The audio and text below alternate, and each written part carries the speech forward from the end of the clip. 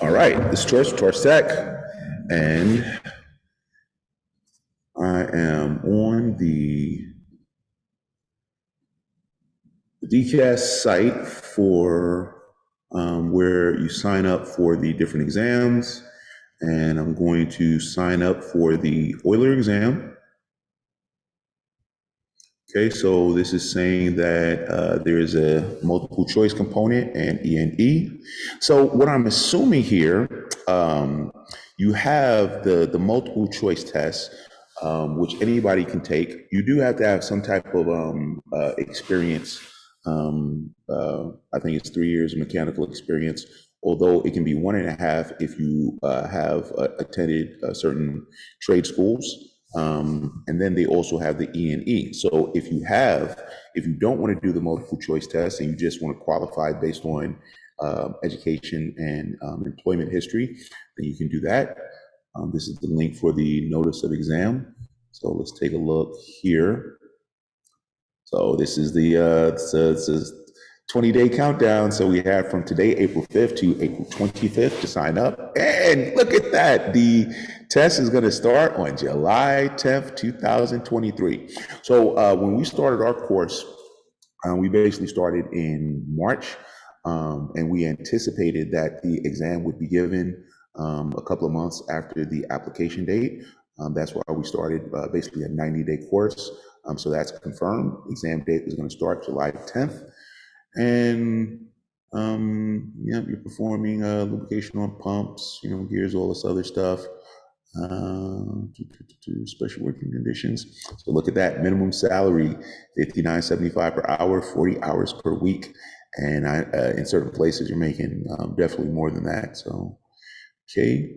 So this is what it's saying in terms of education and experience. 3 years of satisfactory experience.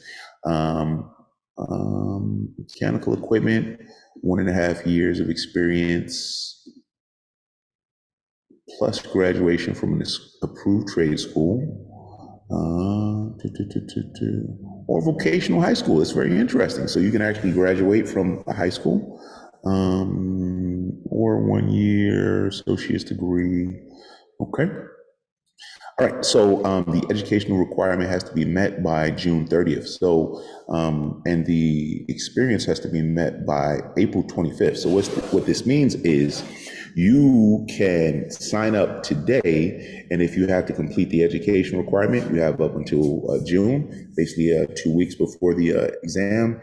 But for the experience, if you have to have 3 years, then you have to have 3 years by April 25th, which is the last application day. If you're doing education and experience, then if you have to have 1.5 years, so 1.5 years of experience plus the graduation, then your 1.5 years has to go up until, in terms of experience, has to go up until April 25th. Okay, trade school must be approved by state education department or a recognized accrediting organization. So in terms of Torch Tech students who have done our refrigeration course, we need to find out,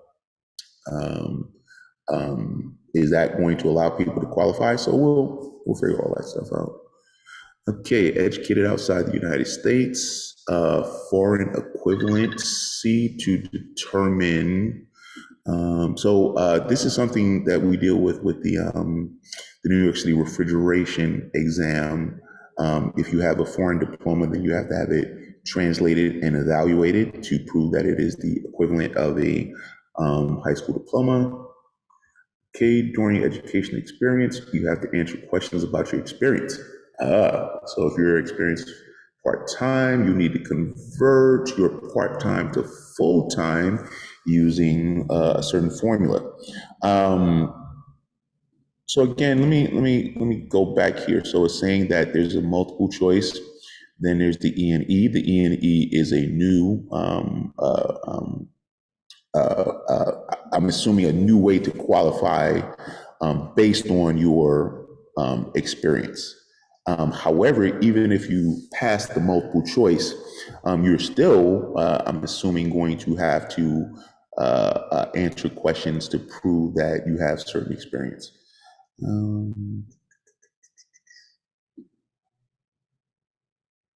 Okay, so this is saying that in terms of your hours, if you were working part-time, they consider full-time to be 35 hours a week. So you have to convert your part-time hours to full-time hours. So if you, let's assume that you work for 35 hours a week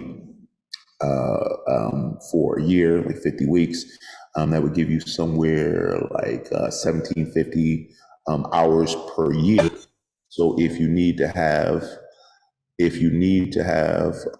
year and a half, then you'd probably need to have somewhere like 2,300 hours. So they're saying if you work part time, you're looking to qualify, then it has to match up in that way. Okay, you have until midnight Eastern time on the last day to specify your relevant education and experience and submit your final education. Okay, so I'm actually going to go through the application process myself to see how all of this works. And as because they say that your experience has to be submitted on the last application day, I'm assuming that you can probably start the application process now, but then you can submit everything before the 25th. But I'm assuming that if you don't have a complete application, then you will not be able to secure a certain exam date. So we know that the exam days are going to start on July 10th. Okay, if you do not submit your education experience by midnight on the last day, your examination will be considered incomplete. You will not receive a score. You will not be invited to subsequent portions of the examination. Okay, so for the application, even if you're doing a multiple choice exam, I believe that you have to, submit some type of education and employment experience, but you basically have 20 days to try to get all that updated. Okay, you will not receive credit for education obtained after June 30th. Okay, so you have up to June 30th for the education. So if you're trying to get credit based on going to a certain school, you have to start this process right now. Okay, Department of Transportation, you must possess Class B commercial driver's license or motor vehicle license in New York State. So Department of Transportation is a certain area of DCAS that they probably need oilers. For you to qualify for jobs with the Department of Transportation, you have to have one or the other.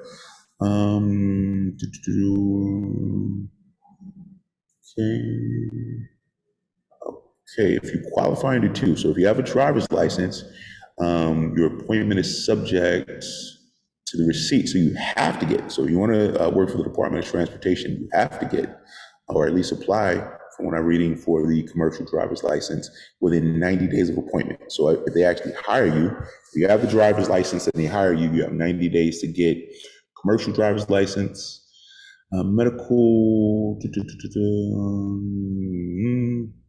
Okay, so this is, if you're going to work for the Department of Transportation, you're going to be around a lot of vehicles with a lot of exhaust, so you have to be able to wear respirators throughout the day. This is not a situation where you can say you cannot, wear a respirator for certain reasons. Okay, drug screening. You must pass a drug screening in order to be appointed. So it's interesting because, with marijuana legalization taking place in New York, people don't understand you cannot work for DCAS and, be doing any type of drugs. We actually had a marijuana symposium last year in which we had people from different unions and lawyers and stuff. Zhao, how's it going?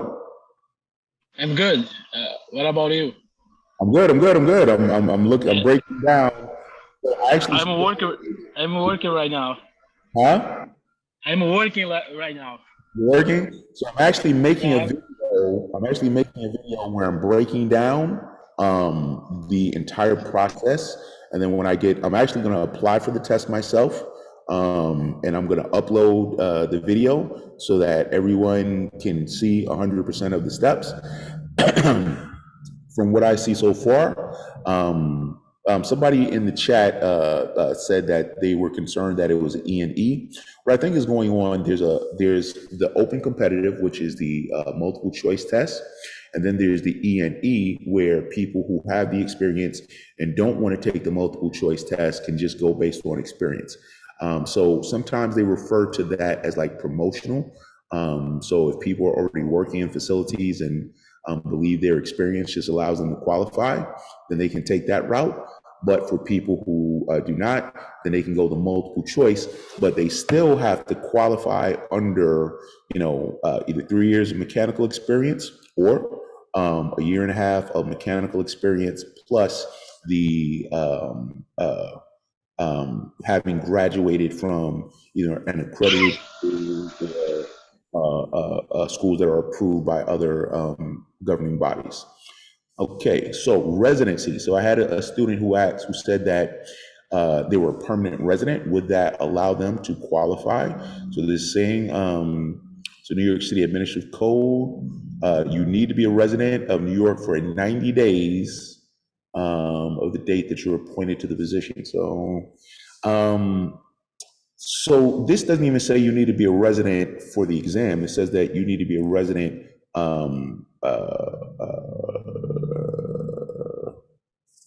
you might need to be a resident within 90 days of the date. So this is saying, I think people outside of New York might actually be able to qualify to take the exam, but then within 90 days of the appointment, they have to have residency in New York. Residency. So we're going to get more clarification on this. English requirement, okay, be able to understand English. Zhao, this is important as well. You have to, and I'm pretty sure you went through this with the fire department, you have to get your high school diploma evaluated. So whatever, if you needed to get your diploma evaluated when you did your refrigeration exam, make sure you have that because you will need, trying to find it here. I do have that transcript. Yes, sir. Yes, sir. I do have. This is where we're saying. So if you're educated outside the United States, your foreign education has to be evaluated. So make sure you can locate that document. Okay. Proof of identity, okay. You must be able to prove your identity and your right to obtain employment. So I don't think that this is mandatory for full citizens. You just have to be able to prove your identity. And if you have, certain people have visas that allow them to work in the United States, they should allow them to qualify. Okay, how to apply. OAS. Online instructions, payment, email required. Okay, require verification before a candidate can apply. Verification is instantaneous. You receive a confirmation email to activate your account. Review may take up to 2 days. Complete credit card. All right. Special circumstances. Okay, application. Okay, application. Follow the instructions. Education and experience exam. Fill out the required sections. Okay, so Zhao, this is the first day to sign up. The last day is the 25th of April. Whatever information you have to get into this system has to be before April 25th in regards to employment. With education, you have up until June 30th. The first date of the exam is going to be July 10th, but the last day to submit your any education stuff is June 30th. So you should be good. You graduated from a school before, so you should be fine. If you do not submit by midnight on the last day, your examination will be considered incomplete. You'll not be able to receive a score. So there's a certain for the education and experience exam, which I believe is separate from the multiple choice. you have to submit all this stuff by that date. What I'm going to clarify, because I could qualify under education and experience. However, I'm just going to go the multiple choice. I'm going to sign up for the multiple choice test, and I'm going to see, does that mean you have, for that side, what you have to submit? Okay, foreign evaluation, outside the United States, boom, boom, boom, boom, boom. Ask for a okay, so Zhao, this is what you would need. When you contact the evaluation service, ask for a document by document evaluation of your foreign education. Make sure, so whatever company that you use, go to them and make sure that it is a document by document general evaluation. So I've seen people from other countries where, and the reason why they do this, other countries may not, they don't have our high school system. So certain places call it like secondary school. Some places, there's all different types of titles. So I've seen guys have a diploma. I've seen people have transcripts. I've seen people have different things.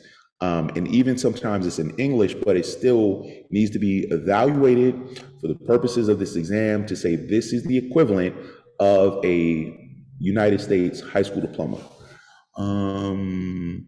And if you're doing one of these, so this doesn't apply to you, Zhao, but anyone in this situation, no later than 8 weeks. So 8 weeks, okay, so April, May, June. Okay, so this is so the exam date, the earliest exam date is July 10th.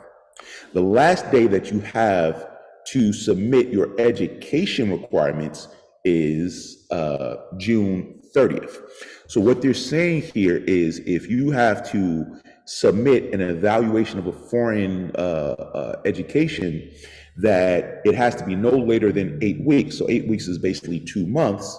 So you have basically 2 months or up to June 30th after April 25th to submit that. So again, Zhao, you should be good. Just confirm that the documents that you have, this is the word it has to say, document by document, general evaluation. Okay, the test. You'll be given a multiple choice. Sorry. Okay, copy whenever you can. Give me 2 seconds. I have all the documents. Say again? I have all the documents. Okay. Sorry about I am not working right now and I'm getting calls. So is this making sense for you? Makes sense to me. So I'm going to upload this video. So I'm making the video so that I can upload it because I'm about to sign up for this test. And I'm going to take the test and I'm going to, go through the whole thing because I want other people to understand the process because we're not just doing the Euler test, when the high pressure tube comes out or any of these other tests that other stuff that we do, we're going to do that as well. So I want people to completely understand this process. Okay. Your test score, you must achieve a score of 70 to pass. Now, in terms of the way that people get called once they pass the test, it's not like the refrigeration exam. With the refrigeration exam, nobody cares what you score. With this exam, the people who score the highest get called first. So we want our team members to be, getting high 90s on this multiple choice exam, which is why we put so much time and effort into, we got our simulators. We're constantly making updates to that to make sure everybody's going to perform well. Okay, multiple choices assistant. Okay, so they're going to be written comprehension questions. So let me see if I can show you guys what that means exactly.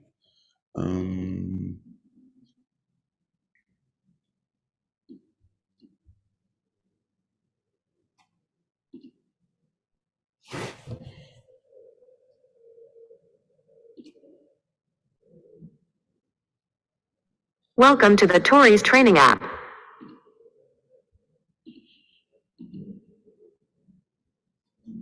Okay.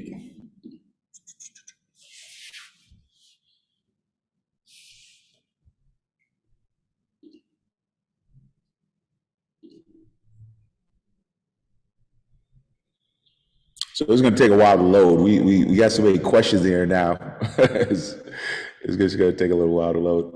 So I'll come back to that. So written comprehension, they're going to show you paragraphs, and it's not going to be very, very straightforward. You're going to have to, excuse me, you're going to have to kind of evaluate things based on what you're seeing inside of the different paragraphs. So let's see here. Okay.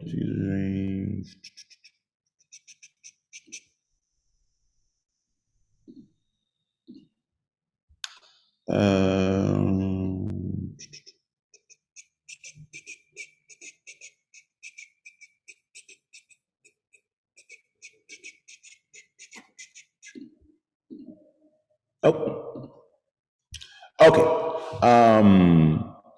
Actually, this one, so this is, so with all of the questions that we have inside of our system, we have now information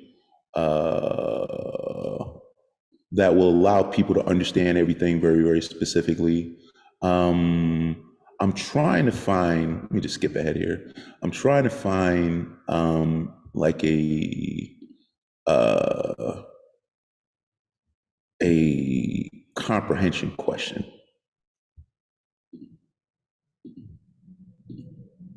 Okay, comprehension question. All right, so according to the PDF, the device that is used to take up the horizontal thrust on a rotating shaft is number. So we have a PDF here, and you have to kind of figure out based on what you're seeing here, based on like some old information here, you know, what is the answer to this question. So there are comprehension questions that are going to be based on showing you like tools, and you got to understand what those are. But then there are also like just like, you know, word salad questions where it's going to be very, very tricky. Like when you guys see it inside of the system, you'll understand what we're saying.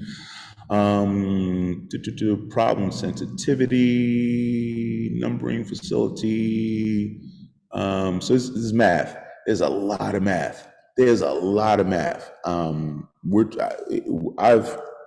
We've already added like 300 or 400 math questions to the system, and instead of just taking the math questions that are out there, we're actually going to be making them into random questions. What I never want to rely on is that just because you saw a question 10 years ago doesn't mean it's going to be the same exact question right now. So I want everybody to understand how to perform these questions. Okay, deductive reasoning, so logic. So again, we're going to have all these different types of questions inside the system. Examples, inductive reasoning, information ordering. So yeah, visualization. Okay.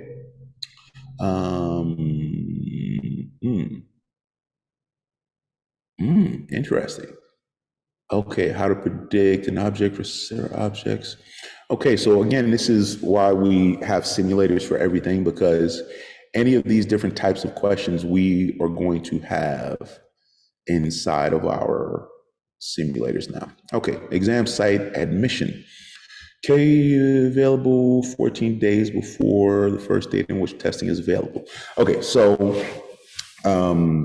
your admission notice will be available on your dashboard, so you have to log back in to the dashboard on Oasis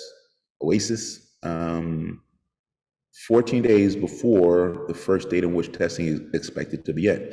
So testing is for this exam is beginning on July 10th. So you can anticipate like June 26 or something like that, you will be able to go into the dashboard and see the exact date of your exam. Print or display your exam notice. Test sites, take your address into consideration. So there are different locations where they're actually giving the exams. Okay, after gaining entry to the test site, you're not permitted to enter with electronic devices, so your phone, smartwatches. Calculators are permitted. Trust me, you are going to need a calculator. You're going to need a calculator. There's so much math on this test. Calculators with functions other than addition, subtraction, multiplication are prohibited. So the reason for that, this is something we've seen on the fire department exam. They don't want any type of calculators that have a memory because you might use that to store different formulas.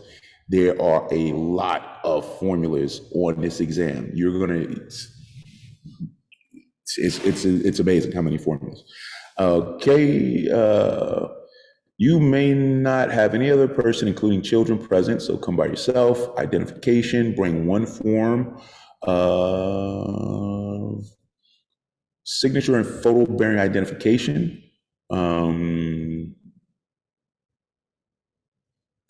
Okay, if you do not have acceptable ID, you may be denied testing. So if anybody, so this is something that happens to a lot of people. You know, licenses expired. So you have a driver's license or something like that and it's out of date. Make sure that everything is up to date. I've been in situations where I had, you know, my driver's license, it just expired recently and they sent like a copy or something in the mail without a picture ID on it.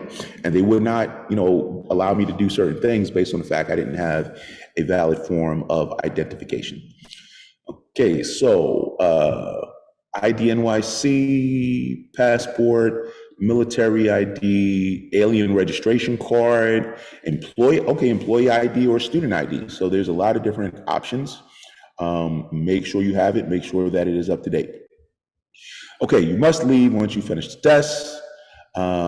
If you leave after being fingerprinted before, you will not be permitted to re-enter. So here's the thing. You have to be fingerprinted for these exams. Like this is a very big deal. So we saw earlier with you're going to be drug tested. Over here, you're going to be fingerprinted. So I'm just putting this information out so that people are aware.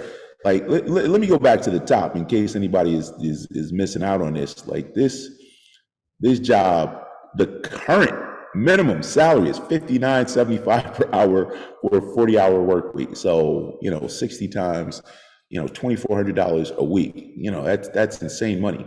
And then you're not even including overtime with that. If you are not mentally prepared, you know, if you're smoking marijuana or something like that, if you want this opportunity, you have to, you know, get rid of that. If you're worried about getting fingerprinted, you know, that's what is required for these specific jobs.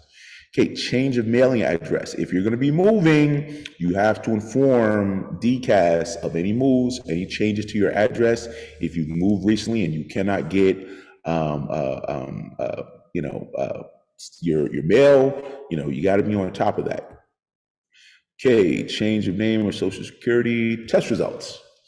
Okay, if you meet the education and experience requirements. So somebody in our chat said earlier they were concerned because they thought that this was a E&E exam. So, for example, the plant tender.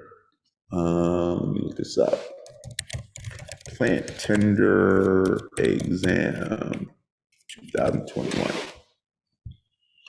So this was the plant tender exam from 2021, and you know, okay, so you see on here saying the test. Well, the test is 100% based on your experience. So that means that if you did not have the required experience to qualify for this test, you were not, you know, going to be allowed to go on the interviews for the jobs. You'll notice here with the Euler, it already said that there's going to be a multiple choice exam. The only thing that I'm trying to clarify is on the OAS website where it talks about E&E, does this mean that people who have the, you know, certain experience, they can just do that? So we'll figure that out. Okay, name. Now this is what I was saying. If you meet the education and experience requirements and pass the multiple choice test, your name will be placed in final score order on an eligible list, and you will be given a list number and you will be notified by email of your test results. So what that means is If 1,000 people take the test, if 100 people pass the test, then they will be listed in order from 1 to 100 in terms of who scored the highest. The eligible list determines the order by which candidates will be considered for appointment. So that means that the people who score the highest will be considered first for the jobs. Does that mean that it's guaranteeing you a job? No, nothing guarantees you a job. You may come to an interview naked. So you still have to go on the interview. You still have to perform well in the interview. That's why it's critically important that people have to stop thinking about, tests and licenses and certifications guaranteeing jobs. They do not.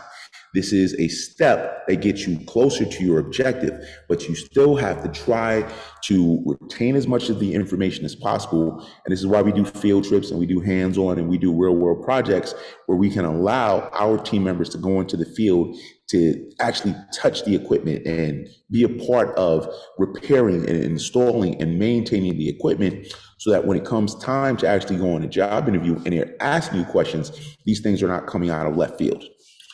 Okay, if you meet the requirements, you will be considered for appointment if your name is reached on the eligible list.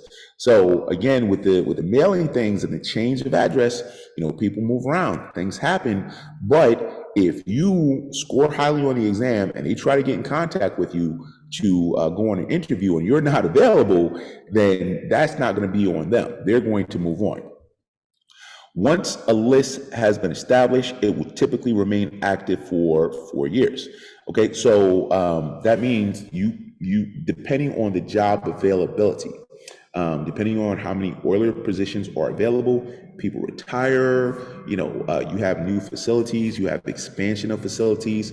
So many jobs are going to become available relatively soon. And if your name is on that list, depending on the order in which your name appeared on the list, that's the order in which you're going to get called. So this is not one of these situations where you just want to pass a test. You want to score as highly on that test as possible. Okay, if you believe your test was rated incorrectly, you may submit an appeal. So I can tell you with dealing with the FDNY for the last 20 years that, the appeals, I had students who thought that they were treated unfairly back when they had the verbal practical, and they hired lawyers, they contacted politicians, and the only thing that they were given was the opportunity to take the test again. So with this, because there's a finite amount of time in which the test is going to be given, I'm assuming that based on the fact that the application period is from April 5th to April 25th, and the first exam date is going to be on July 10th, I'm assuming that the last exam date is going to be July 30th. So come August 1st, they're probably, and I could be wrong about this, we'll find out, but past August 1st, there might not be an opportunity to take this test for at least another 9 to 10 years. Okay, your appeal must be specific and give me your score. To access the appeal. Okay, special arrangements. Makeup test. You may apply for a makeup test if you cannot take the test on regular test dates for any of the following reasons. Compulsory attendance before a public body. I'm assuming that's like a court date. On the job injury. Caused by municipal employment. So it's on the job injury only if you work for the city already. Absence from the test within 1 week after the death of a spouse. Okay, so death of family. Absence due to military duty. An error from DCAS. A temporary disability, pregnancy, childbirth related condition. So what this means for 99% of the people, do not mess around. You have a test date. If you are physically able to get to that test date, you have to try to get there. If not, then this is basically saying outside of these reasons, you will not be allowed to make up this test. I had people who were, one of my guys, he did the refrigeration test at FDNY. He was driving over the bridge and a car exploded in front of him. And they had to evacuate the bridge backwards. So they had to pull everybody off the bridge backwards. And he still found a way to go to the fire department to take his practical exam. So, you know, you're talking about $59 an hour. Press the check-in button for more time. That's our simulator.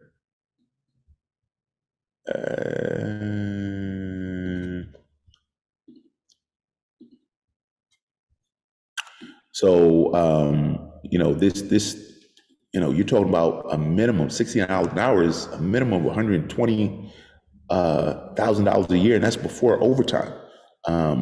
You have to do everything in your power. This is not the fire department where, oh, I missed the test, it just cost me $60. No, if they give you an exam date, you have to get there for that exam.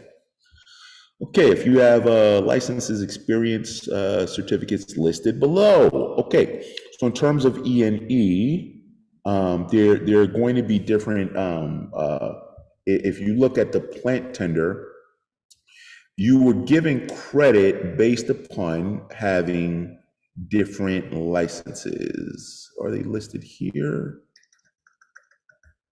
I know I've seen it before. There's a number of different licenses that you get credit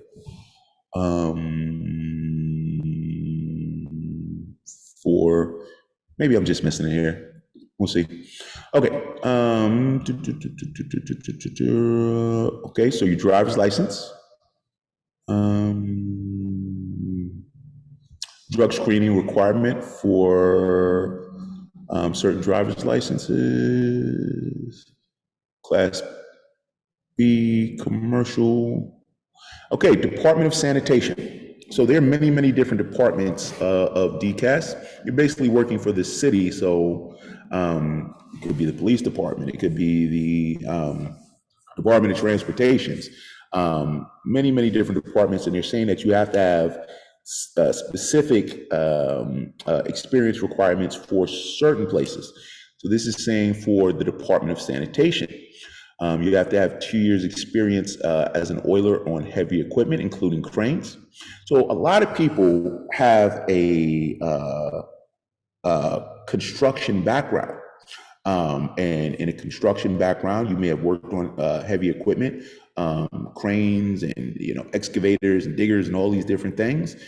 You know, you have to apply everything. In my experience, remember, I've been teaching people for 20 years and helping people get jobs. It's very difficult for people to remember everything that they've done over the course of their lives. And because a resume is typically a couple of pages, you know, you have to constantly update your work history and everything that you've done over time, because it may be relevant. And another thing, in terms of your work experience, there may be verification of your work history, your references, the companies that you work for, and something that's very, very important that people overlook.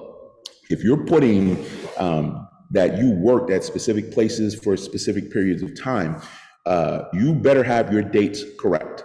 I've seen people, I had a guy years ago, he went on an interview, and on his application, he had worked at the same place for 10 years, and on his application, he put down the wrong date on the job he worked prior to those 10 years.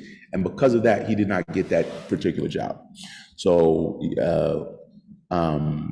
even though the application window is open today, it is open today, you have, number one, you have 20 days up until April 25th to get all your experience into the system. You have up until, I believe, like the last week of June to get all your education information into the system. So this is a 20-day sprint. Everybody better be mentally in this. If you have an intention of taking this, you need to sign up now and see, okay, what am I missing? What do I need to add to make sure, because it's not, even if you pass the test, if you do not meet the education and employment requirements, they will disqualify you from being able to go on the job interviews. Okay, medical requirement for medical guidelines. So you have to be physically able to perform the job. Does this mean like, one of my big things is trying to get more women into the field. It says at the top, like, you just need to be able to lift 50 pounds. Most women can do that. Again, it's a job that pays $59 an hour. I'd be very, very disappointed if we do not have a lot of women signing up to take these tests. Okay, where appropriate, a reasonable accommodation may be provided for a person with a disability. So here's the thing, guys. Nobody, especially the city, cannot discriminate against anybody based on having certain disabilities. Now, if you do not meet the physical requirements, you can have a disability but still meet the requirements in order to do the work. And if that is the case, you should be applying for this. Selective certification, so stationary engineer apprentice program. Okay, so stationary engineer in New York City is generally classified as someone having the high pressure steam license and the refrigeration license. Hey, how's it going, man? How you doing, Torres? Good, bro. Like, listen, it's you remember with the refrigeration, we had the 90-day thing. Now we got the 20-day thing. Like, this is a sprint, man. So I'm making the whole video. I've been on here for like at least like 40 minutes, breaking down everything. I'm gonna upload the video. I'm actually gonna apply for the test myself so we can understand everything. But dude, this is, people were worried that it was just going to be E&E. It's not. It's still multiple choice. But I can see how a lot of people end up missing out on these opportunities because they're not able to understand all this stuff. Okay, selective certification for equipments requiring certificates of fitness. So certificates of fitness are FDNY certificates. So Torch, and this is another thing. So all of these different licenses, aside from the refrigeration, anybody who needs to get any of these specific licenses, who signs up for our Oiler course, I'm going to make our courses available because you want to have these licenses. So G60 is for torch use, FireGuard for torch use, F60, 835 air compressors. There's a lot of air compressor questions on the exam. The Q01, interesting. So I'm wondering about the Q01. So this is talking about certifications for positions. The application window is from April 5th to April 25th. The earliest exam date is going to be July 10th. I'm assuming that they'll probably have a 20-day window, so it'll probably go until August. It probably won't go until late August. So let's say from July 10th up until August 1st, August 10th, something like that.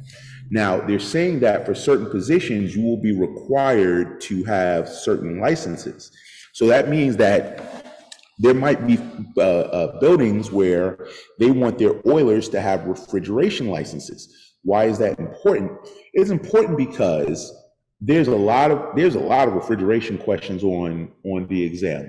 And the crazy thing about it is the questions that I've seen from previous tests are like old refrigeration systems. So they're asking about ammonia systems. They're asking about methyl chloride and sulfur dioxide and all this stuff. You really don't see these systems, around. But they could ask a lot about new systems. So because, the test hasn't been given in 10 years, a lot of new things have developed over the course of the 10 years. So that's where, because we do the refrigeration and the EPA, we'll be able to have a lot of that study stuff as well, just in case they ask those types of questions on that exam. But this is saying here, the refrigeration license, the EPA 608. So Danny, you got that. So all of these things, these are specific things that even beyond passing the test can help you in your placement of getting jobs in certain departments. So I would put on top of this sprinkler, standpipe, smoke detector, fire alarm. We know G60, F60 for the torches, air compressors. So again, like Danny, in your situation, you probably have several of those. Those that you don't, I'll open those up, those lessons up inside the system, so you can probably knock those out along the way. Because again, we want our people not just to pass this test and score highly, but to get the jobs. Yes, Taurus, I actually have a good amount of those.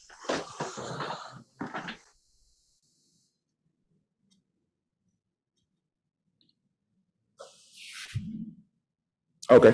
All right. So, fuel dispensing service station. So, if you think about it, you have a lot of like Department of Transportation, the police department, different organizations for the city that have a lot of vehicles. So the fuel dispensing service station, interesting. I know we don't have a P15 course, but I'm wondering if we're gonna have to put one together just to help people. So if this is an exam, we'll probably put something together for that. Okay. That's the plant tender. Okay, so this is the oiler. Air compressors. Air compressors is a definite. You're definitely going to need air compressors. That's air compressors beyond being used for tools or used for pneumatic valves, like governor valves and dampers and different things like that. Okay, fire guard for torch use. Any place, even if you're in a facility where you're not going to be doing the actual physical repair, and oilers are probably going to be doing a lot of repairs, you have to have a fire guard for torch, which is different from just a regular fire guard certificate of fitness, because when you're using, torches, brazing, soldering, welding, if you think about it, like the oiler, you're around oil and grease and fuel and coal in some instances, all of this stuff is flammable. So the fire guard for torch is definitely required, even if you're not going to be physically doing the work. Selected positions. Okay, the low PSI burner operator. So what a lot of people don't understand, in terms of different types of fossil fuels that are used for producing heat, you could have coal, you could have natural gas, you could have fuel oil. So the P99 license specifically refers to low pressure, in this case under 15 PSI oil burners. So technically speaking, if you have a natural gas furnace or boiler or hot water heater, technically speaking, the low PSI oil burner does not apply to that. However, in a lot of facilities, what you will have, you'll have dual fuel, where the natural gas it's cheaper. It doesn't produce as much heat, but it's cheaper. So it's being supplied directly, through pipelines. So you can have a lot of it, but then you can have fuel oil as a backup. So you have a lot of dual fuel installations for heat and steam and different things like that. Power generation, generators. Generators for the most part are, sometimes you see natural gas. A lot of times you're going to see fuel oil. So the P99 is definitely going to be required. Let's see, mobile emergency. So mobile emergency, let's see, is that falling under P99? Mobile emergency, P20, ooh. So where's P20? Is this a different exam, or does the P99 cover it? So mobile emergency, basically, if you see the outdoor boilers, those are mobile, so it's inside like a shipping container. It's an emergency because the boiler for the building has failed and it's low pressure. So P20 COF. Let's see if this is a separate exam or is this covered COF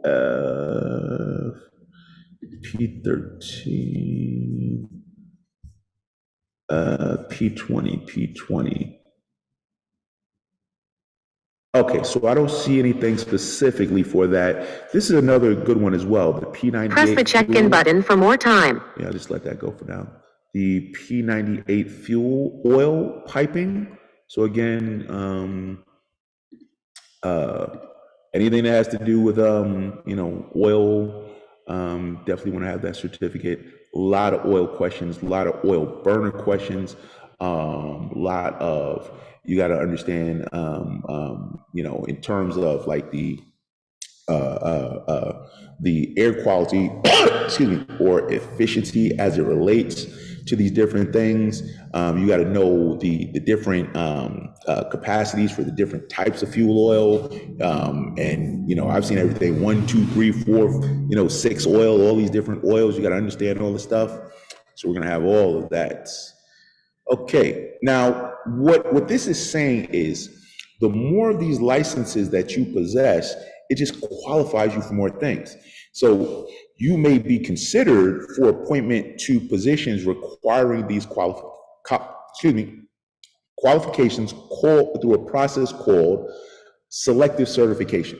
So the more of these things that you have, again, we want to get these things into that OASIS system so that they're not just looking at our scores. We want high scores, but we want to have as many of these different qualifications as possible. Okay, W14, handling and dispensing of flammable or combustible liquid. So that's, gas, oil, everything. W14. So I'm just trying to see, in addition to our oiler course,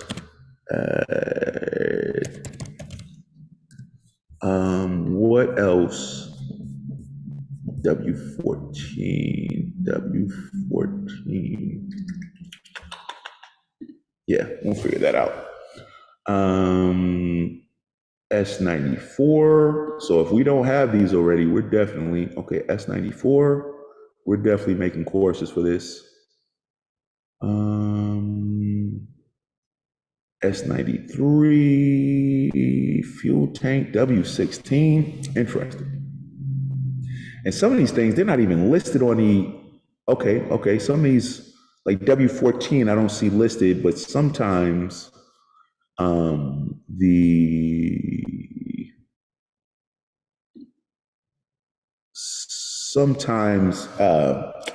one test will cover another. So maybe W16, they would say W16 is related to W14, but they're not saying that here, so we'll figure that out. Okay, the above selection certification requirements may be met at any time during the duration of the list. Okay, great. So it was saying earlier that the list, once everybody takes the test, the list is normally held for a minimum of 4 years.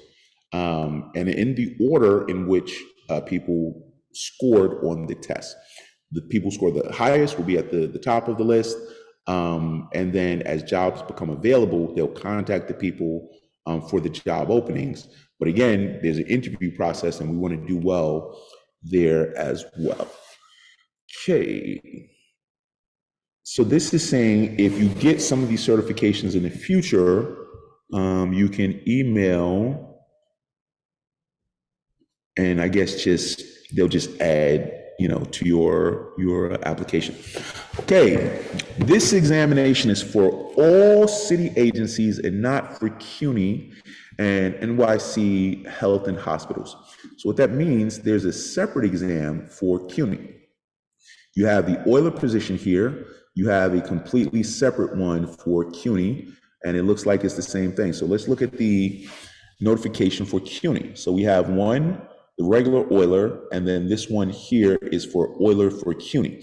CUNY is City University of New York. So basically all the colleges, Brooklyn College, Queens College, LaGuardia, Hostos, every borough has a different uh, uh, uh, at least one, but in some instances, I think they have several colleges. Let me see. CUNY.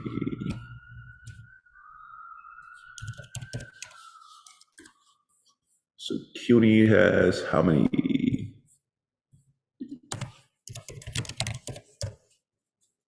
25 colleges. So CUNY has 25 colleges. So if you think about it, you have 3 shifts, 75 probably, different positions. So CUNY alone could have up to 100 different boiler positions minimum. And depending on the size of the campus, they might have double, triple that number. So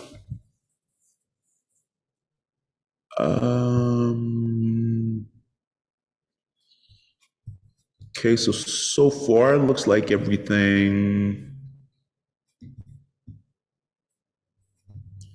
looks pretty much the same. Oh. Certificates. Okay. So this is what I was referring to. So selective certification of fitness. So this is one of the things that's a little different with the citywide.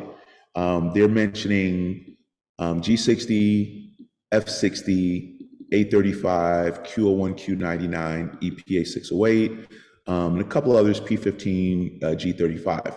With the CUNY, because you got to understand, these are facilities, these are buildings. So S12, S13, sprinkler and standpipe, F01, fire guard. This is interesting. Pool operator certificate. Oh, interesting. We got some guys on our team who have this.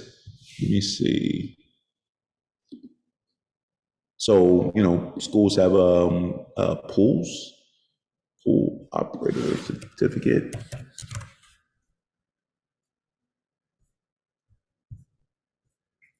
Pool operator, swimming pool. The funny thing, I kid you not, there's at least 20 swimming pool questions on the in the pool of questions from the Euler exam.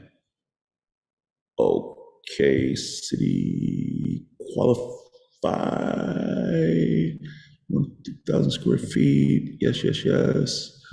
Okay, so we'll figure out the process with getting certified with this as well.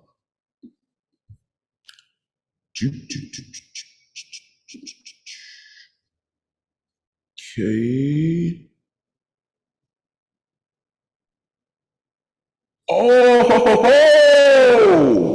Whoa! This is big. Look at this. The eligible list from the CUNY examination will be terminated 1 year from the date it is established unless extended by CUNY. Now, that could mean a lot of things. That could mean CUNY will terminate the list, or they could extend it based on their need. So the reason why I find that particularly interesting is the last time these exams were given were in 2014, basically, almost 10 years ago. So depending on need, and I keep saying that there's a lot of jobs that are about to open up very soon. A lot of people are looking to retire very soon. So there could be a lot of these positions being open, and if necessary, CUNY may be giving the test. I don't anticipate giving a test next year, but definitely sooner than the DCAS one. Okay, if you want to apply. So here's what's interesting. Now, this is there's 3 different exams that you can take through this process. Number 1 is the citywide DCAS. Number 2 is CUNY, and number 3 is health and hospitals. So this is saying if you would like to apply for plant tender, hospital slash oiler, New York City Health and Hospitals, with New York City Health and Hospitals, you must submit a separate application, exam 3141 from April 5th to the 23rd. I do not see that here. So they have Euler. So you see this is 3101, 3102.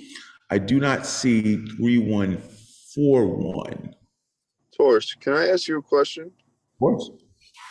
Taurus, for these applications that it's saying through April 5th through April 25th, did we have to sign up for any of these and apply? No, this is the application. Oh, okay. All right. I'm like sitting here. I'm worried. All right. Thank you. All right. That's better. No, don't need to worry, man. Like this, see, for me, I teach what I know. Like literally, I'm about to sign up. Let me create multiple choice. I'm gonna apply, create a login.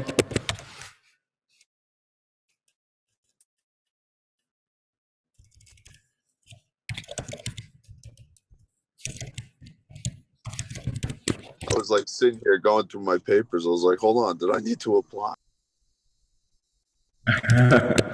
Well, no, today is the first day to apply.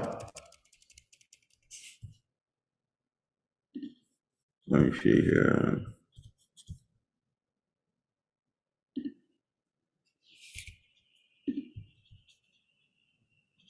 Let's create an account here.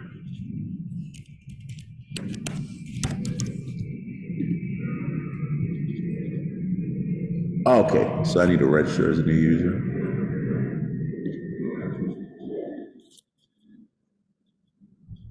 It's amazing because nobody does anything to show people how to do this stuff. Okay.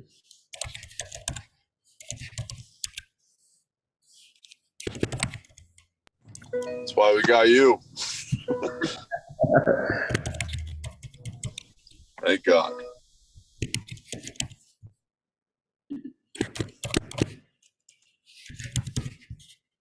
Nope.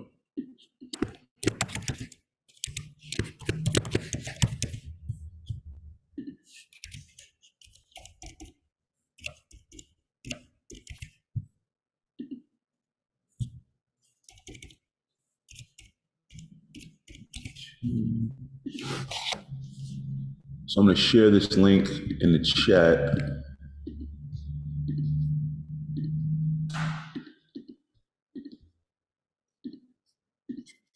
Oops. I'm really not good with Mac, so.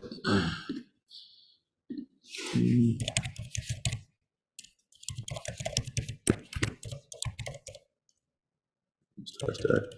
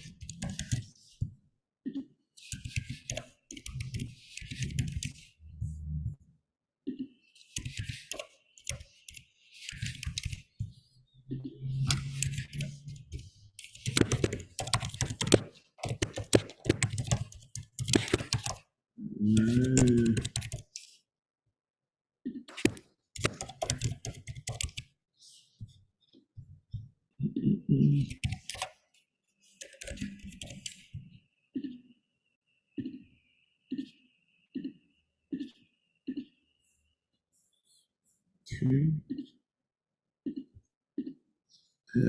Where I go to school.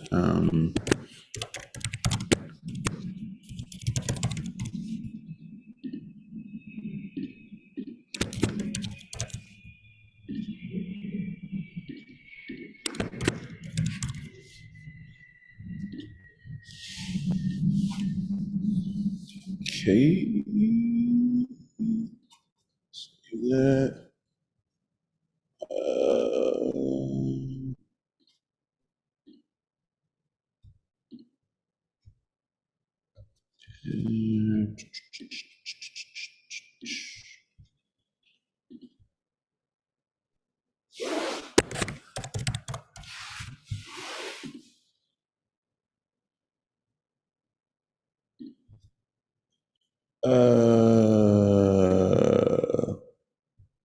Did they send it?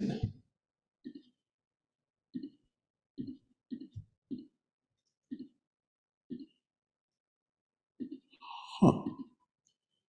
No activation link. Is it in my spam?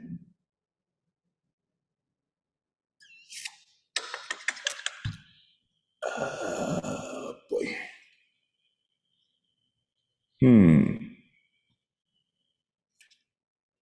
Come on. I didn't get the link yet. Boy.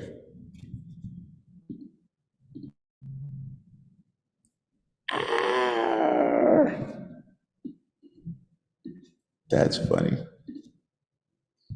System is probably crashing with so many people trying to sign up.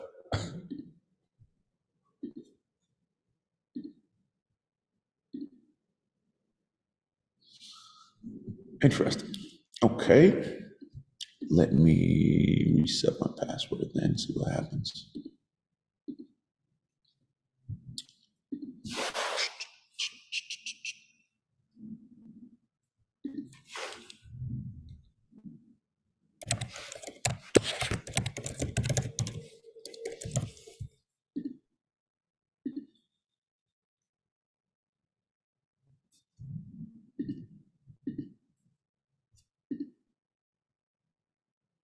There we go.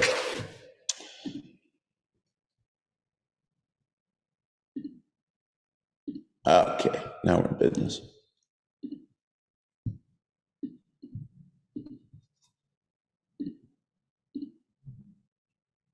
Okay. Apply for exam, spoiler.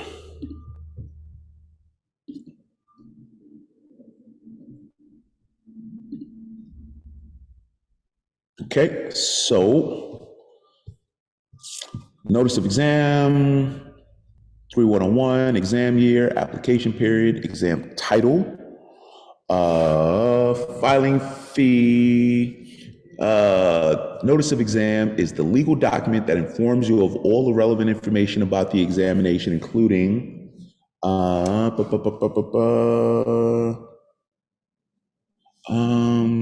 some can be lengthy. You can print. Okay. All right. Acknowledge. You check here. Okay. Apply. Click notice of exam. Yeah. Okay. Taurus. Veterans, disabled parent, sibling, religious. Did you serve in AmeriCorps? No. How did you learn about the exam? Georgia Tech. Okay. Continue. Credit card, straight to paying. Okay, check. We continue.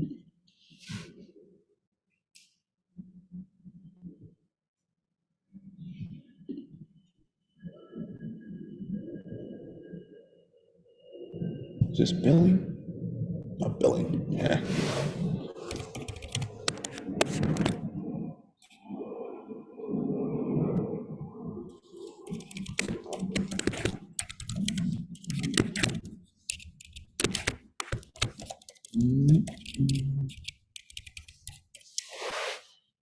Okay, continue. Next. Curry.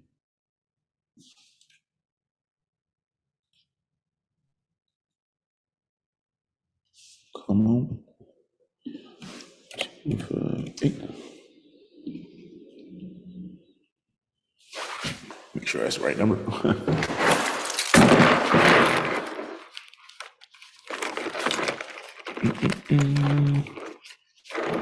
Yep. Hey.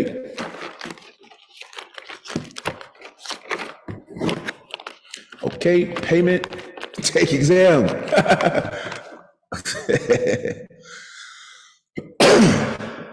Okay, multiple choice. Okay, E&E is, okay, complete. All right, so this is where you have to start submitting information for the E&E part. Basically, 3 years of some mechanical experience, and then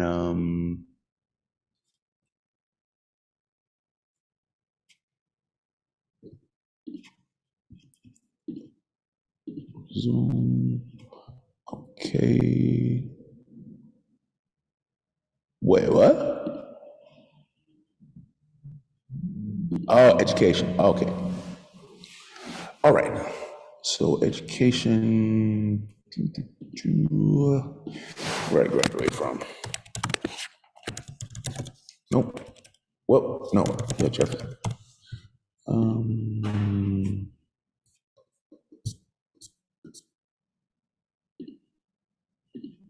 mm, So the good thing, all this stuff doesn't have to be completed like right now. When I go to Jeff. September. 1992, I guess. June. And this is what I mean. Like I was mentioning this earlier. Like I got to go back and verify all this information because they're going to check on all this stuff. Education, vocational specialty, building engineering. Hours completed 200. Turner Trade School.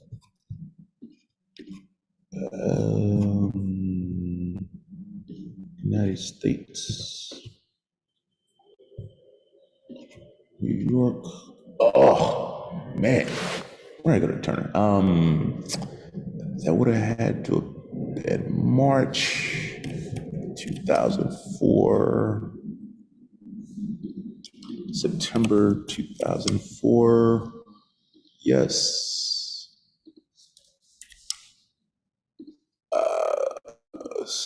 I guess. Oh no, that would have to been January then. So January, okay. 2004. Do you earn degree in U.S.? Sure.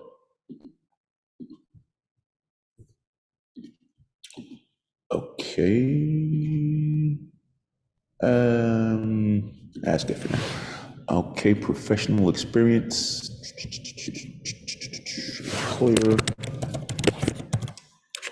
Text CEO. Let's see. It's 2016 to April 23. Current month, year, 6, 9 hours a week, 35 plus.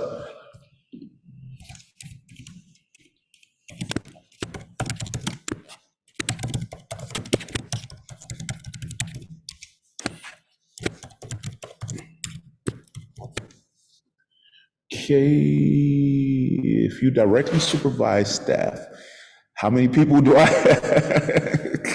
Let's try it. 40?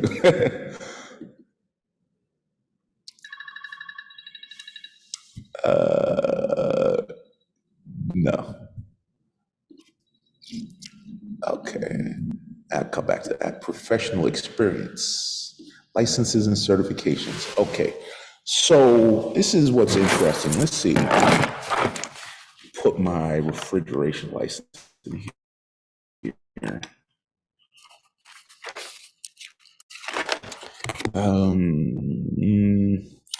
Q01 refrigeration. Engineer.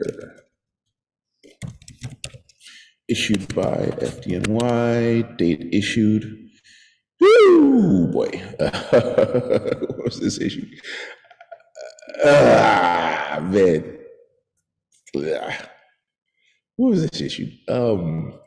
I guess it's, I don't know. Okay, expires 12/18/2024.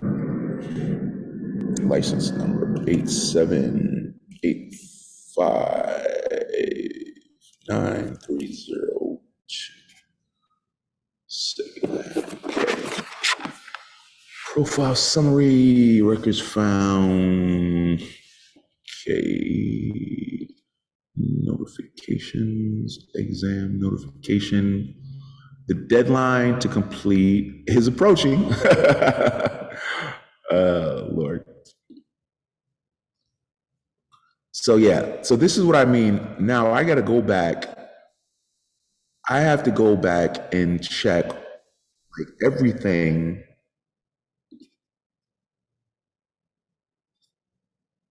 Okay, so this part right here,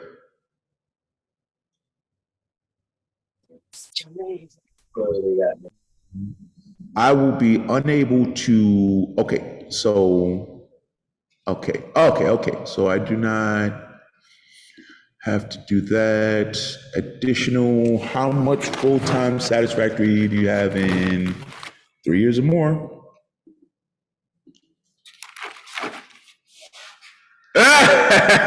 That's all it took. So, you saw earlier I was adding different things. I put a little bit of work experience, but basically, you know, if you put down, um,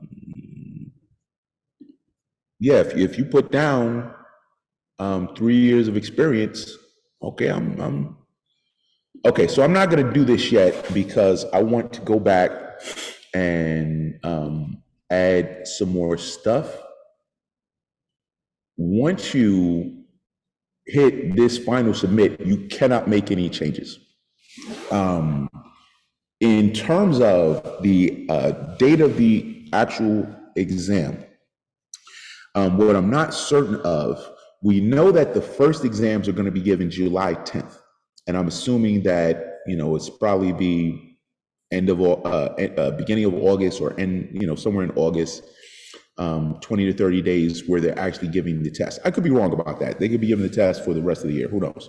But they have to get that list out. So what I'm going to do, I'm going to talk to some of my guys who took some of these other tests before and find out how long was it after they did the test did they actually produce the list. Because let's say the first test is in July 10th, to August 10th. Does that mean the list comes out in September? People could start getting called for jobs, interviews in September? Or since the application window is 20 days, is the test window going to be 20 days? So then August 1st is, basically the last day of the test. And then they're going to produce the list at some point in August, which would make sense, especially if you consider like with CUNY, colleges coming back, with the semesters. Maybe they want to get new people in there before the start of the new semester. So people could be getting called as soon as, I'm anticipating people getting called for job interviews as soon as September. So now,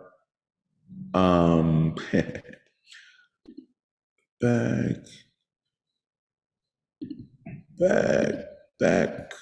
Okay, review. So I would not submit anything final as of yet.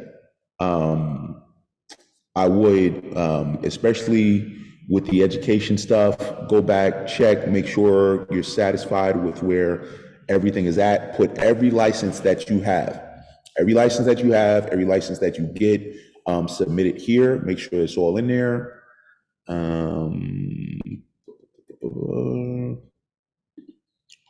Now, the only thing that I have not seen as of yet. We have the application for CUNY as well. You know what? Let me apply for the one that's CUNY for CUNY too. Now, what I want to see is is everything going to copy over, or do I need to fill all that information out again?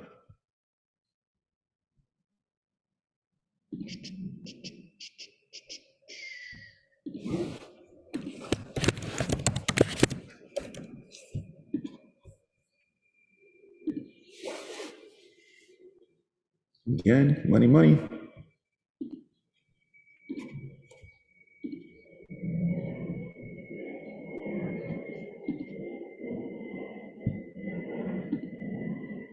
Oh, damn it. Ah, crap. Is this gonna back? My billing address is different.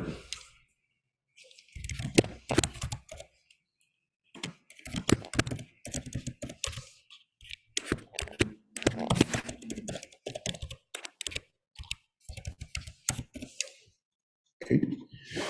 Choo.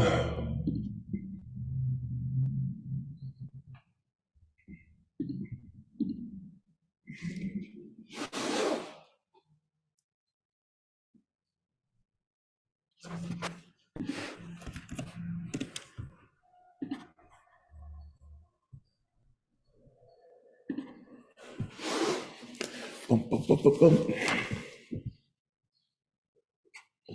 Okay, so I'm paid up for this exam, complete,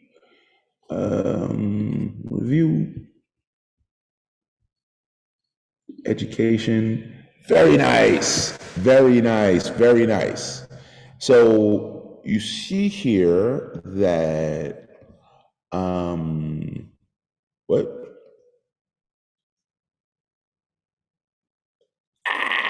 What did I just do?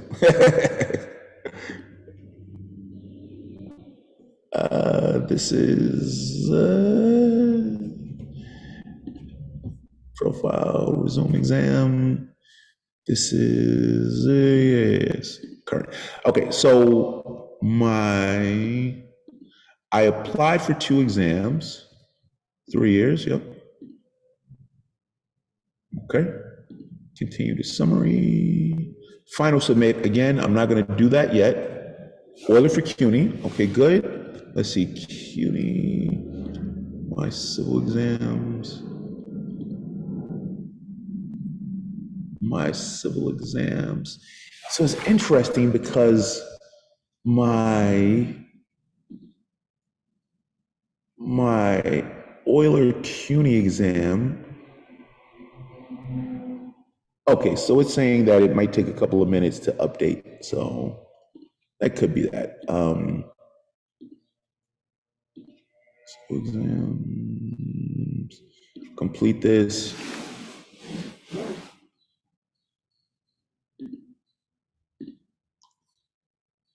So this is the last step right here. Make sure that you have all the information uploaded before you hit that final submit. When you hit that final submit, you cannot make any changes. So I'm assuming that, over here, this is the list. So when we all take the exam, we're going to appear on this list. So we're going to be able to log in here. I think it said, I was reading it earlier about when they produced the list. Let me see if there's an indication of when the list is going to come out. Taurus, can I ask you one more question about the certs? Yeah. Taurus, for the certifications, so do you suggest us to get all, like, say we don't have some of those certs that you talked about before, do you suggest us to go get them now before we apply so we can put them? Or like, does it matter? Maybe, we apply and then we go and get more. Obviously, they know that, we're trying to get more and more certs as the days go. Based on my reading of this, uh, you can add the search later. You can even add the search by email. So I wouldn't stress it out. Okay, all right, yeah, that's what I was saying. Do I need to like go get the P15 tomorrow or something? All right, no problem. Thank you. My thinking about this is, you guys know me. I'm trying to do things as fast as possible to be in line to, get these opportunities. Yeah, you know what? It's funny because initially I was thinking that you should want to take the test on day one. But if we know that we have up until, let's say, the last day of July, so it's April, May, June, July. So basically, we have 4 months. So our 90-day course just became a 120-day course, right? So we basically have 4 months. Awesome. If you're, huh? I said awesome, even better. If you're telling me that I can prepare for 90 days to take an exam versus I can prepare for 110, 120 days, because as long as there's a final day where everybody's test scores are going to come out, then I just say, okay, fine, take it on the latest day possible. So my thinking about that has changed. As long as we know, let's assume that August 1st or June, 30th, July 31st. Let me see, is there July 31st? As long as we know that the last day of July, so July 31st. So I'm going under the assumption, and the reason why I'm doing that is the first test date, I'll go back in here, the first test date is July 10th.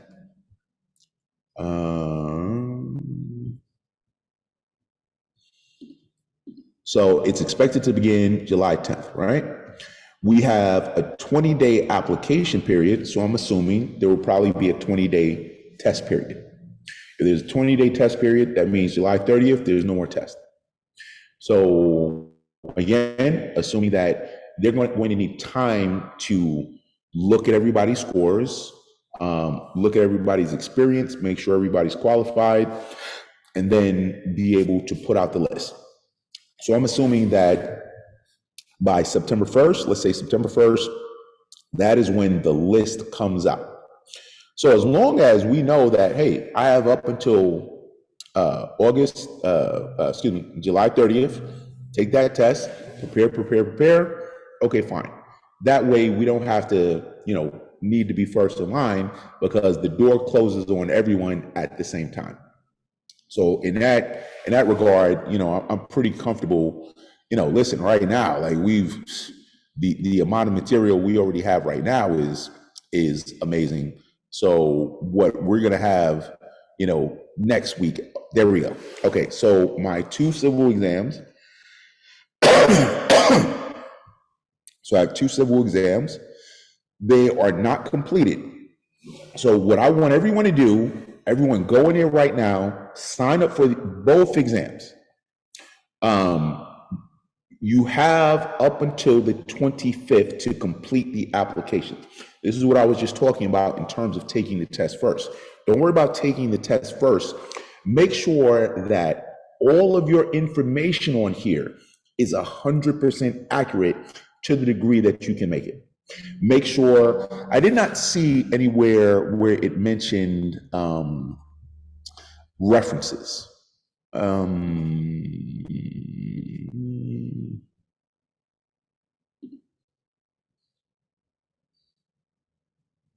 So it's just saying, put stuff under here. Now, this is where I do believe that having more certifications is helpful, because if they're not, I don't see any place on here to put any references. Therefore, really all you can do is say, okay, I worked here from this date I went to school from this date, but then look at all these different certificates that I have. So you probably got sprinkler, standpipe, smoke detector, all that stuff. Put everything on there. Yeah. In terms of where it says, in terms of where it says like issue date, I'm not sure if it's important because this is the situation. Like if you look at the issue date from my card would say something like the issue date was recently. So you know what? Does it matter if it's saying, you know, my issue date is recent? Does it matter? As long as your you know, card is good. Like if they ask, you can just say, listen, I mean, I've had this card for 20 years. So it's just that the latest card is, I think what's more important, now that I think about it, what's more important is probably the fact that your license is active, more so than the date that you received it.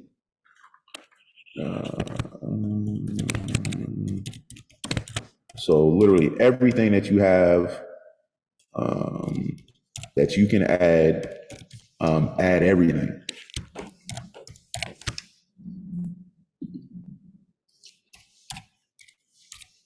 Everything you possibly can.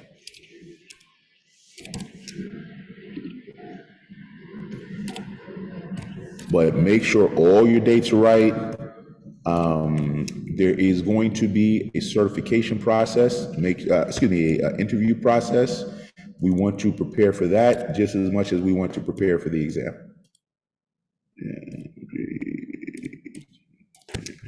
Oops.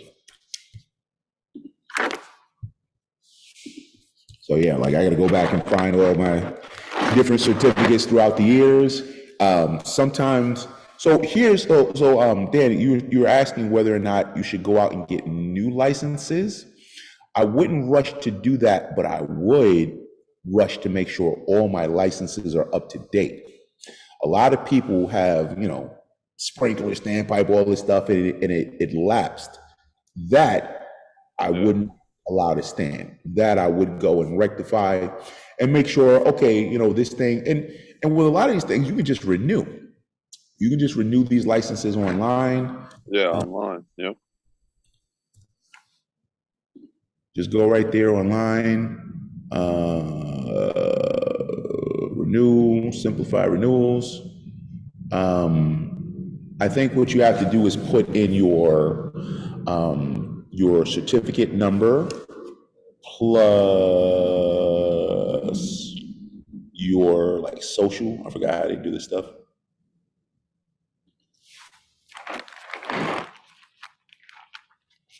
Let's see.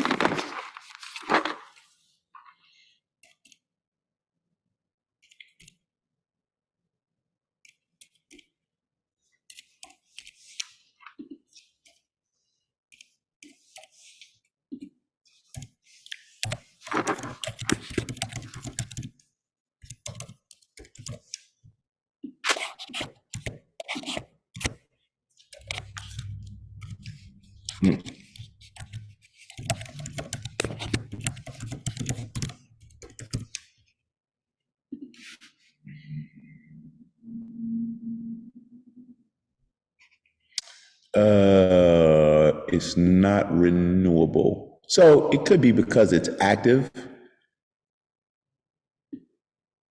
Yeah, so definitely I would go on the FDNY website, check to make sure that my license, any licenses are up to date, and then try to get that on there. Now, the last thing that I want to check, the exam for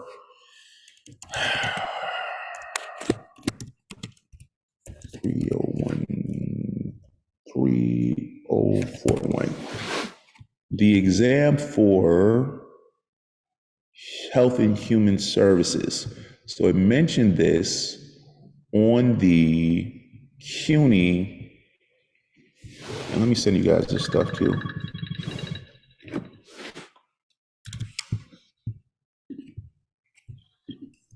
Taurus, now this test, say you take it on the first day of it's open and you Yep. got a 78.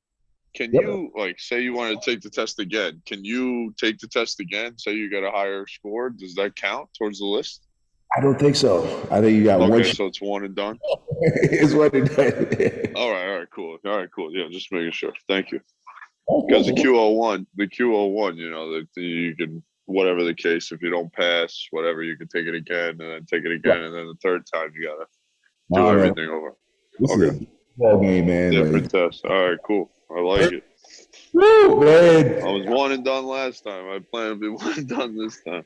But this I'm on a different computer, so I can't show. Well, I can show you in the app some of the questions. This thing has got me back to like day one, you know, feelings of you know, when I was just like studying the refrigeration. This stuff it's a lot, man, and it's not that any of it is just that hard, but if you don't, it's just hard to describe to people, man, how Welcome to the Tories training app. I'm actually going to be doing, you know, more live classes. I just wanted to spend a lot of time reviewing all of the you know, the questions. So right now we have I think it's like 20 over 2,000 just multiple choice questions. So we're I'm adding the simulators where in addition to, you know, I don't just want people just looking at questions and answers. To me, that's not a way to learn, seriously. I want people to understand the machines and understand how the machines work and be able to take it apart. And because once you go on like the interview, they're going to be asking you these questions about these machines, and you need to understand how this stuff works. Okay, so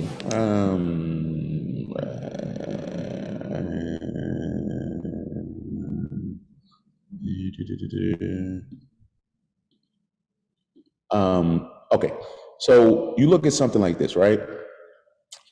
Coal, technically speaking, I don't even know if these plants can really burn coal in New York at this moment.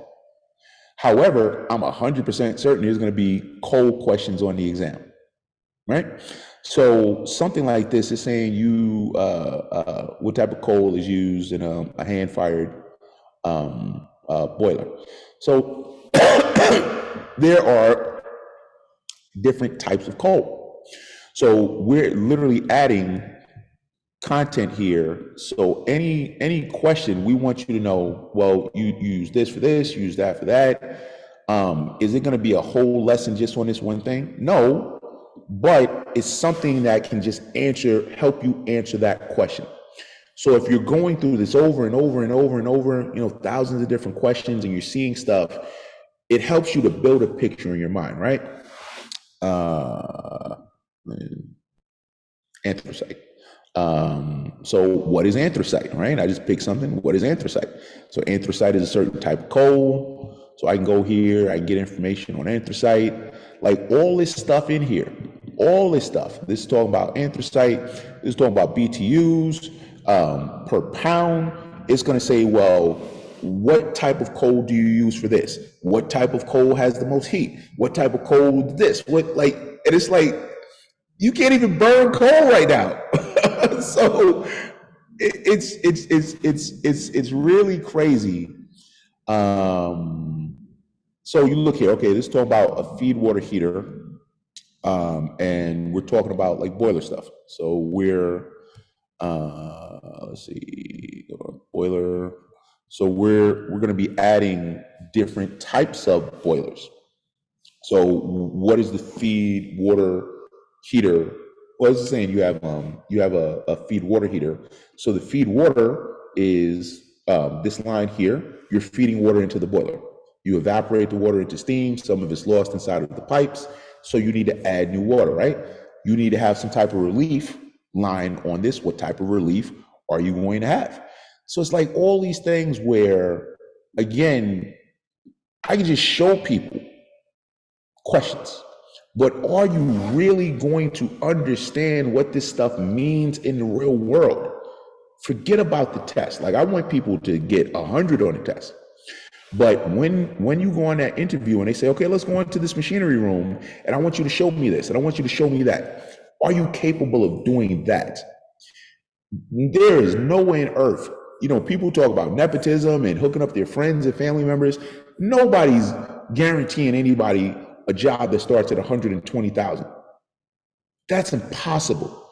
You have to impress upon people that you are deserving of this opportunity. And the two ways that we do that, number one, you ace the test. Number two, you ace the interview. So that's literally all I'm concerned with. I'm trying to find here. So I will also be producing a list of the certifications that they want people to have, and I will make those available for anybody inside of our system. So this is what I was saying is, this is saying New York City Health and Hospital, 3141. 3141. Where is that exam at? Where is that exam at?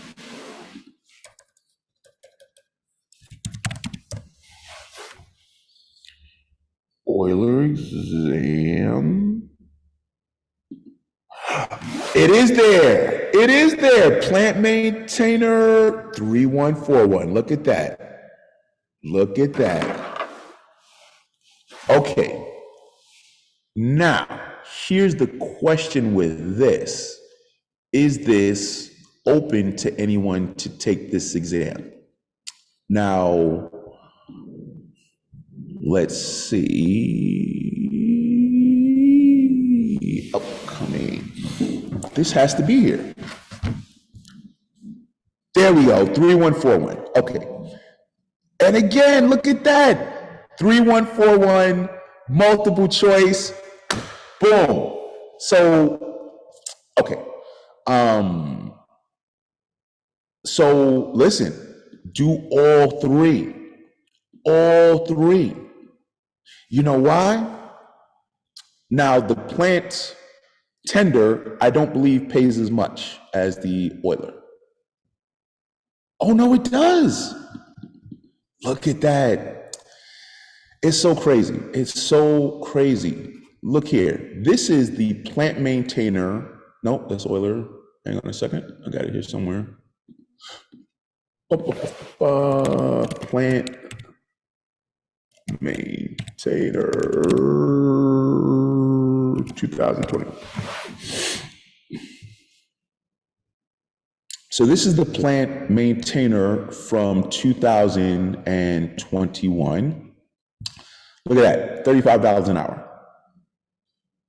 Now, so look here, plant maintainer, hospitals, right? So you see it says tender, right? So plant tender is it's basically like an oiler position. For years, people have been asking me to do a high pressure steam course. And it just didn't make any sense because in order to do the stationary engineer high pressure steam exam, you have to have 5 years of experience working in a high pressure plant. Well, the plant tender is essentially the position that works under the engineer. So you see here, high pressure boilers, right? So the plant tender title is the one that typically refers to the people working under the stationary engineer in a high pressure steam plant. The oiler can also work under, and in many cases, you have oilers and plant tenders working in the same plant. What I understand is that the plant tenders stay in the plant, whereas the oilers may be outside of the plant. So, you know, wherever you have equipment that's not directly inside the plant, could be fans, could be pumps, could be generators, whatever it is, like you're everywhere, right? The plant tender position in a high pressure plant leads directly to you getting 5 years to become high pressure, take the exam for stationary engineer. Whereas the oiler does not. So it's mentioning high pressure boilers, all right? 3 years of experience in repair boilers, or, you see that? 3 years of experience, repairs of boilers, incinerators, air conditioning, or related equipment, or in operation of high pressure boilers, right? So you can take the Health and Human Services exam and they can put you on a low pressure plant or high pressure plant. You're still making almost double what the plant tender is making in a high pressure plant. Like, this stuff is unbelievable.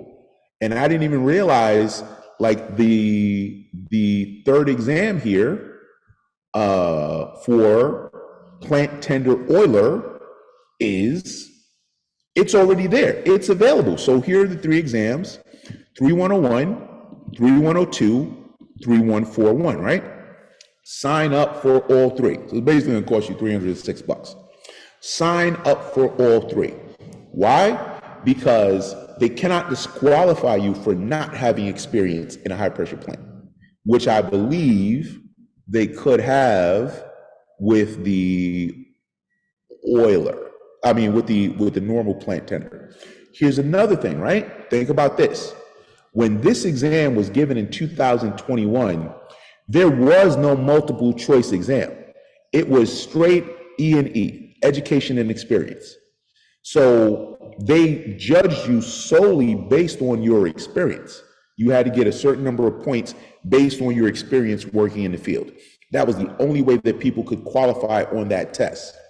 With these tests, you do have to have experience, but you qualify based on passing this exam.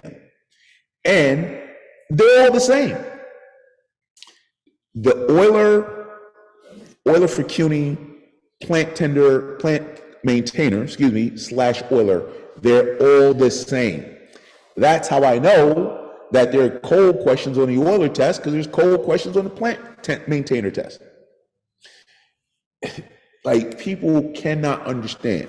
You take all 3 of these tests. If you think about, now you have every city building, you have all the hospitals, you have all of the CUNY colleges. You take these tests, you can get called. Because listen, so Dan, you had a great question. Think about this. You take one test, you take that first test, like you say, you got a 78. Oh, no, I'm about to take another one of these, the same test. And I'm going to take another one, the same test. Now, my strategy is not to say, oh, let's go and get a 70, 80, 90. No, I want 90s across the board. But it is the same test. So you will see questions from the first one you take that will appear on the second one, that will appear on the third one. And when they come out with these lists, it's literally the same dates across the board. This is the plant maintainer / oiler. The first exam, July 10th, 2023. This is the oiler, July 10th, 2023. And this is the oiler for CUNY, July 10th, 2023. Like, it's, I don't know if they would allow one to take all 3 on one day, but like, it's such a perfect scenario. We're literally between now and August 1st, you knock out all 3 of those and they call you. There's a guarantee that they're going to call you. And then all the certificates. So that's where, so let's look at the one with the plant maintainer, what licenses they are valuing. So we know with CUNY, they want you to have sprinkler standpipe. We know okay, oh, look at this. So you have the G60 for flammable, you have the torch for flammable, you got the A35, but then you also have the air receivers. Why air receivers? It's a hospital. Refrigeration engineer is big, CFC, okay? So this looks, oh man, look at this. They really in terms of Health and Human Services, they really value the refrigeration. Look at that. Yes. Incredible. Incredible. But guys, this is literally a 20-day sprint. Get your application in now. Get your application in for all three. The great thing is that as you update your information on any one of these, it goes across the board. You get your application in on one of these, on the other ones, it's going to say, here's your education, here's your experience, here's your certificates. So it's not like when you apply for a job or something on one of these websites, you got to put in your resume over and over again. No. This is a perfect scenario. Remember though, do not hit that final submit until you are certain. You got 20 days. You have until the 25th. So just mentally, I would want to start thinking, what do I need? What do I need here? Do I need my diploma? Do I need my college? Do I need to verify my dates at this particular job? Mentally start to compile all of that stuff to say, okay, I got 2 weeks. Let me make sure by the 20th everything is done. I'm submitted. I'm good.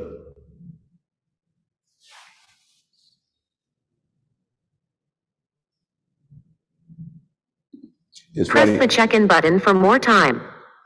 Whew, we got, oh my goodness, the amount of stuff that we're adding in, it's gonna be like people can't even understand. They're asking about turbines, steam pumps, steam engines. They're asking about things, equipment that hasn't been in use for decades. But then they could also be asking about new stuff. I'm really looking at this, and that's why, because we do the EPA, because we do the refrigeration, like we're going to be able to bring so much more to the table just in case. I don't take anything for granted.